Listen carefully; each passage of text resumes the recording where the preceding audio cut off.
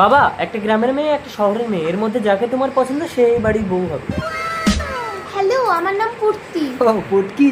পুটকি না বাবু, পূর্তি। ও পূর্তি, খুব ভালো খুব ভালো। হ্যালো, তোমার নাম কি? আমার নাম সেতু। সেতু? জঘন্য জঘন্য। গ্রামের মেয়েরাই ভালো হয় বাবু।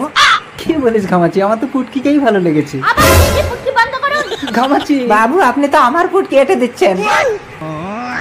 মা সেতু, তুমি কি কি কাজ পারো? আমি সব রকম রান্না করতে পারি। সব রকম রান্না করতে পারো? নিম পাতা দিয়ে টক রান্না করতে পারবে? না, আমি পারবো। পুটকি, পূর্তি তুমি পারো? আরে কি বলছো, নিম পাতা তো তেতো হয়, তুমি কি করে টক রান্না করবে? আরে তোমার বাবা তো বলেছে নিম পাতা দিয়ে টক করতে। আমি নিম পাতা তোমার বাবার হাতে ধরিয়ে দিয়ে টক রান্না করে দেবো। দেখেছিস ঘামাচি, শহরের মেয়ের কত বুদ্ধি।